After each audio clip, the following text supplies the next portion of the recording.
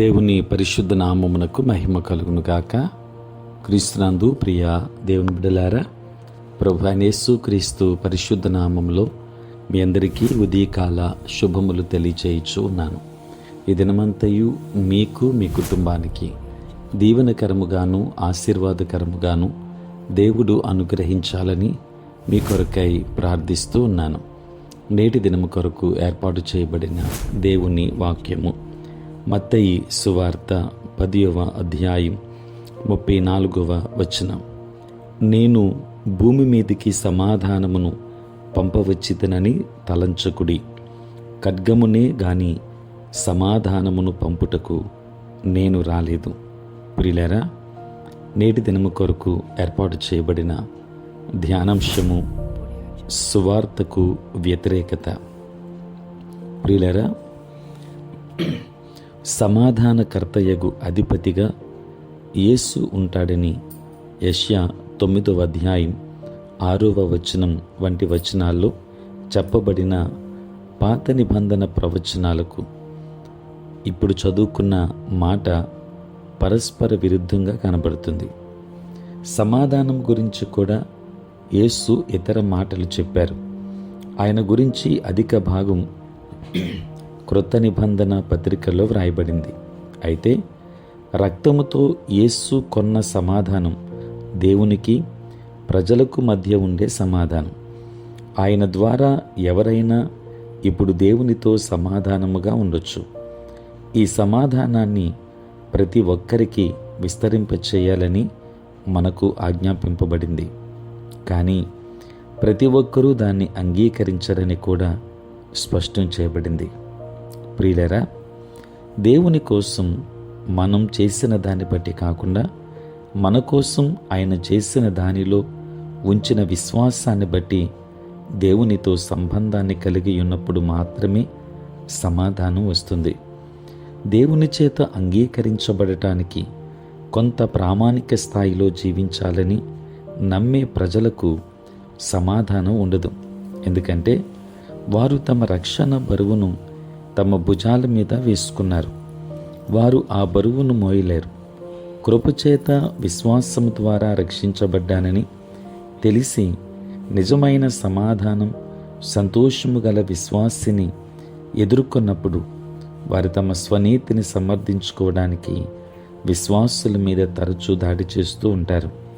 ప్రియులారా, మత్తయి సువార్త 10వ అధ్యాయం 34వ వచనం అనగా నేటి దినాన చదువుకున్న వాక్య భాగంలో యేసు ప్రభు వారు సూచిస్తున్న ఖడ్గం ఇదే. దేవుని బిడ్డలారా, సువార్తను స్వీకరించని ప్రజల నుండి సువార్త ఎల్లప్పుడూ వ్యతిరేకతను కలుగు చేస్తుంది.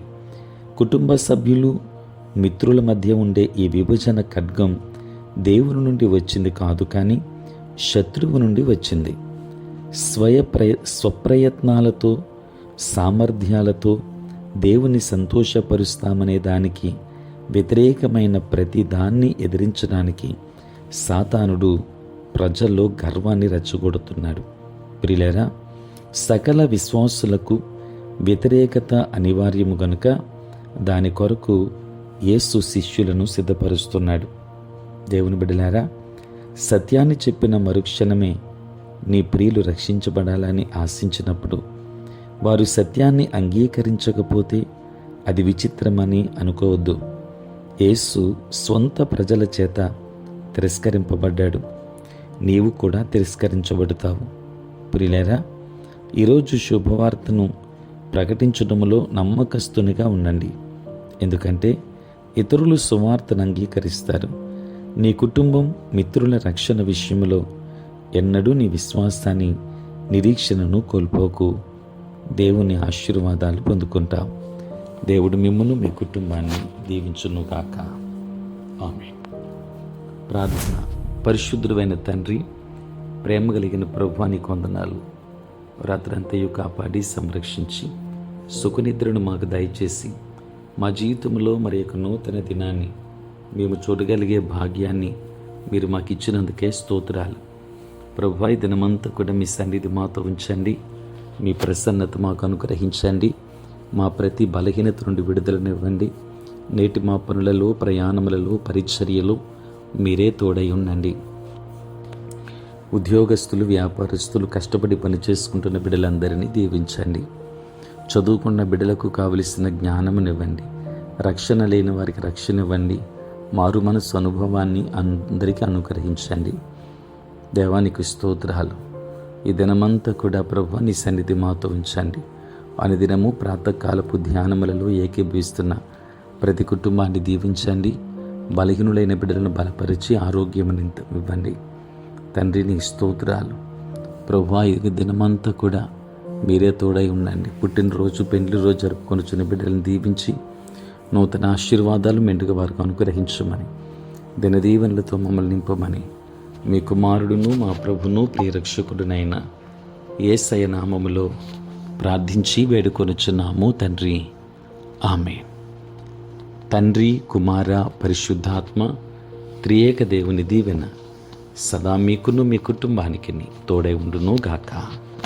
ఆమేన్.